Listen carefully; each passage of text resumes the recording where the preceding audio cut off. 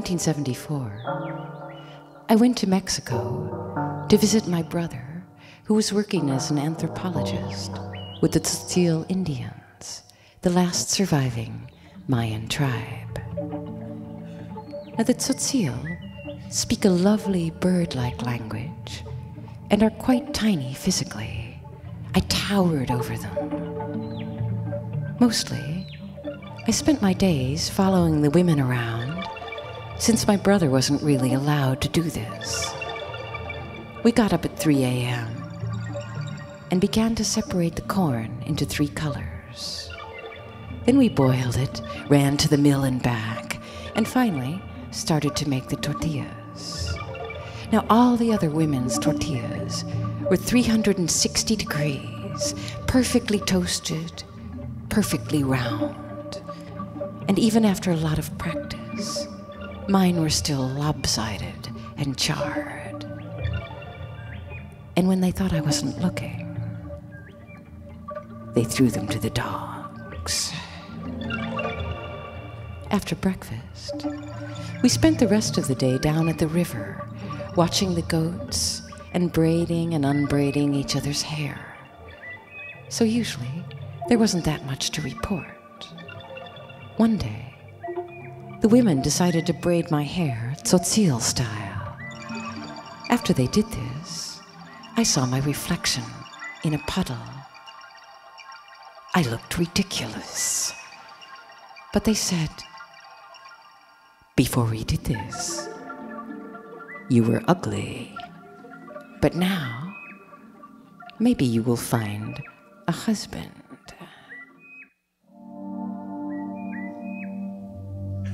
I lived with them in a yurt, a thatched structure shaped like a cupcake.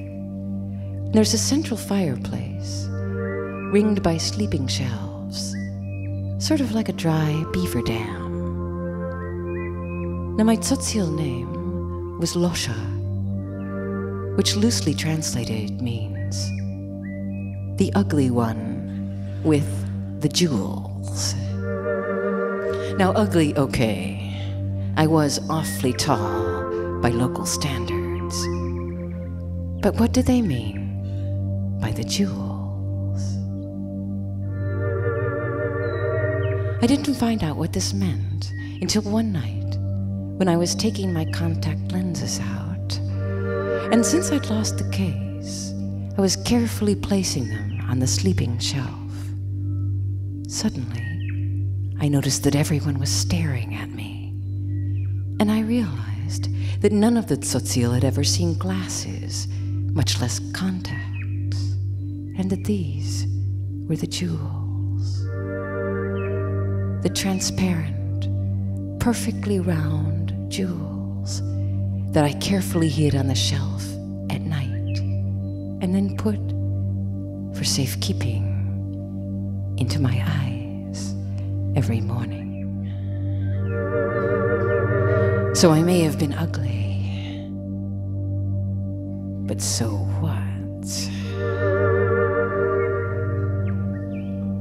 I had the jewels.